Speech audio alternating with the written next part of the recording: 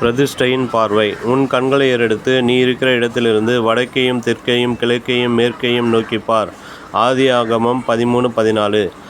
ஆபிரகாமை ஆசீர்வதிக்கும்படி கர்த்தர் 2 காரியங்களை முக்கியமாக சொன்னார். முதலாவதாக, நீ இருக்கிற இடத்திலிருந்து வடக்கையும் தெற்கையும் மேற்கையும் கிழக்கையும் நோக்கிப்பார் என்றும், இரண்டாவதாக, நீ எழுந்து தேசத்தின் நீளமும் அகலமும் எம்மட்டம் அம்மட்டம் நடந்து திரி என்று சொன்னார். கர்த்தர் செய்ய வேண்டிய காரியம் என்ன? கண் பார்க்கும் பூமியையும் கால் மிதிக்கும் தேசத்தையும் ஆபிரகாமுக்கு அவருடைய சந்ததிக்கும் கொடுப்பதாகும். கர்த்தர் ஆராய்ந்து முடியாத பெரிய காரியங்களையும் எண்ணி முடியாத அதிசயங்களையும் அவர் செய்கிறார். யோபு 9:10. அப்படி கர்த்தர் உங்களுக்கு செய்வதற்கு நீங்கள் செய்ய வேண்டியது என்ன என்று கர்த்தரிடம் கேளுங்கள். உதாரணமாக, சிவந்த சமுத்திரத்துக்கு நேராக கோலை நீட்ட வேண்டியது மோசேயின் கடமை.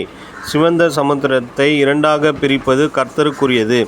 சூம்பின கையுடைய மனிதன் தன் கையை விசுவாசத்தோடு நீட்ட வேண்டியது அவனுடைய கடமை. அவனுடைய கையை மறு கையைப் போல மாற்ற வேண்டியது கர்த்தருக்குரியது. நாகமான் யோர்தான் நதியில் 7 முறை முழுக வேண்டியது அவனுடைய கடமை. குஷ்டரோகத்தை நீக்கி புதிய மாம்சத்தை கொடுக்க வேண்டியது கர்த்தருக்குரியது. தசம பாகங்களை கர்த்தருடைய ஆலயத்துக்கு கொண்டு வர வேண்டியது நம்முடைய கடமை. வானத்தின் பல கனிகளை திறந்து ஆசீர்வதிக்க வேண்டியது கர்த்தருக்குரியது. இன்றைக்கும் கூட கர்த்தர் உங்களுக்கு என்ன செய்ய வேண்டும் என்று விரும்புகிறீர்கள்? அவரை விசுவாசத்தோடு நோக்கி பாருங்கள். சிலர் காலையில் எழுந்ததும் செய்தித்தாள்களைத்தான் நோக்கி பார்க்கிறார்கள், வேத வசனங்களை நோக்கி பார்ப்பதில்லை. உங்களை சுற்றி எங்கும் கர்த்தருடைய நாமம் மகிமைப்படும்படி உங்களுடைய கண்களை ஏறெடுங்கள். மாம்ச கண்கள் 100 அடி வரைக்கும் பார்க்கக்கூடும், ஆனால் ஆவிக்குரிய தரிசனங்களோ உலகம் முழுவதும் நோக்கி பார்க்கக்கூடும். ஆகவே உங்களுடைய தரிசனத்தின் எல்லையை விரிவுபடுத்தி கர்த்தர் உங்களுக்கு வைத்திருக்கிற ஆசீர்வாதங்களை நோக்கி பாருங்கள்.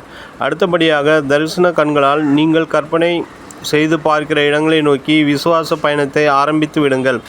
கால் மிதிக்கும் தேசத்தை எல்லாம் உங்களுக்கு சொந்தமாக தருவேன் என்று கர்த்தர் சொல்லியிருக்கிறார். உலகத்திலே எந்த அரசாங்கமும் இவ்வளவு பெரிய பிரம்மாண்டமான தீர்மானத்தை அறிவிக்க முடியாது. ஆகவே உங்களுடைய தரிசனத்தின் எல்லைகளை விரிவாக்குங்கள், விசுவாச நடைபோடுங்கள். கர்த்தர் ஆபிரகாமோடு கூட ஒரு வார்த்தைகளை சொன்னவுடனே ஆபிரகாம் செய்த காரியம் என்ன?